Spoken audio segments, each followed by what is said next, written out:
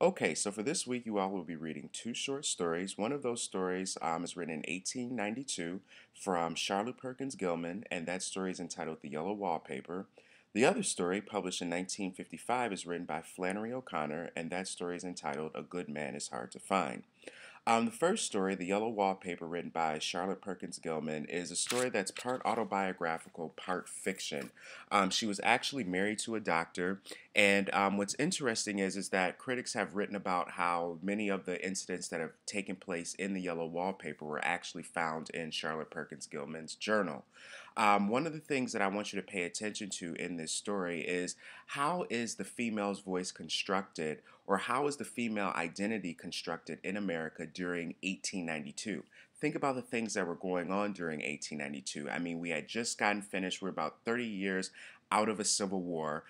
We're moving into or transferring into the 20th century. So, just like I was telling you guys a couple of weeks ago about how the roles of women and how the roles of minorities in this country are changing at the brink of the 21st, at the brink of the 20th century, I should say, you want to think about some of the resistance to a lot of those changes. So, what does the narrator's husband represent in terms of resisting those changes of the woman's role in America?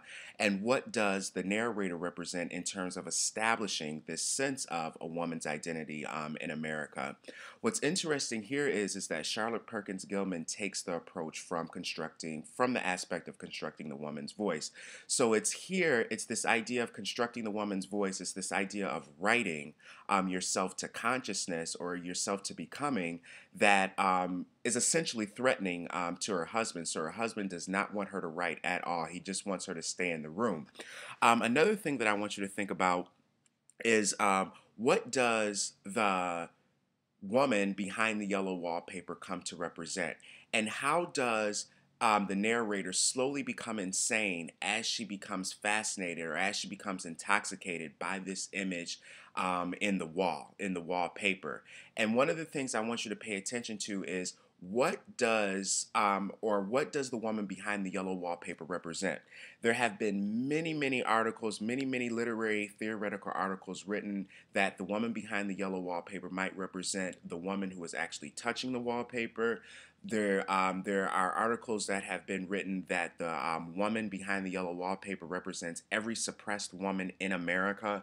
And so it's at this point when the narrator is able to identify with every single oppressed woman in America.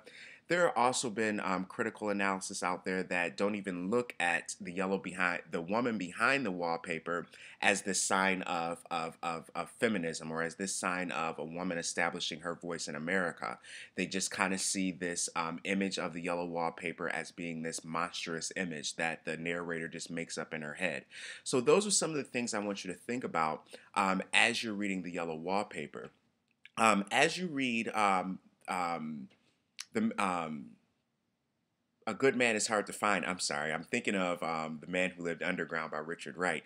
But as you read Flannery O'Connor's A Good Man is Hard to Find, I want you to think about the themes of the grotesque. So there's a brief excerpt that I have you guys reading about the grotesque in Southern literature, and Flannery O'Connor makes a very thought-provoking distinction between the Gothic and the grotesque in America.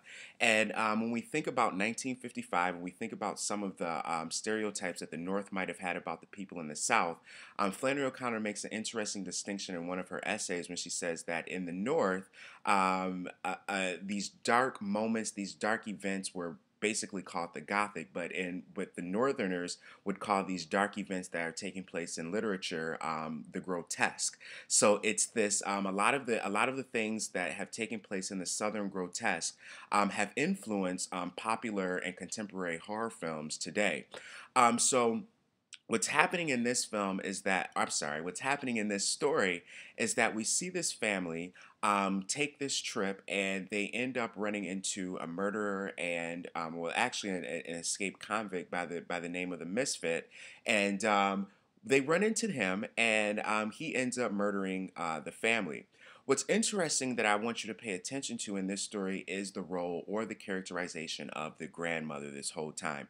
So, what type of person was the grandmother at the beginning of the story? Does her family like her? And why doesn't her family like her? what are some of the differences between the generations there? The grandmother makes a lot of interesting points.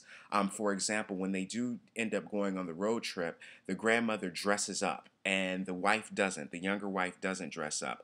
How do the kids treat the grandmother? How do the kids treat their home?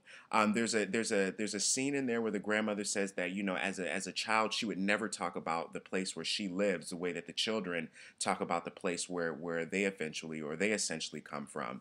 But one of the major things, or one of the things that always causes conversation in every time I teach this story, is what happens to the grandmother right before she dies, right before the misfit shoots her. And I have you guys writing about that in your discussion board this week.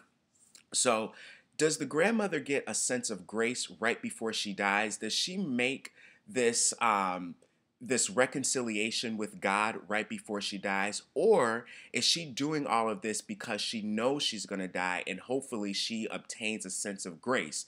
So, is this happening? Is she obtaining a sense of grace intentionally? Or does she just do it, or is she provoked to, I guess, ask God to redeem all of her sins because she knows that she's going to die? And what happens when she identifies with the misfit, when she tells the misfit that that he is essentially one of her babies? What happens with this idea of this discourse that we understand on religion, and how does the misfit challenge that in their conversation?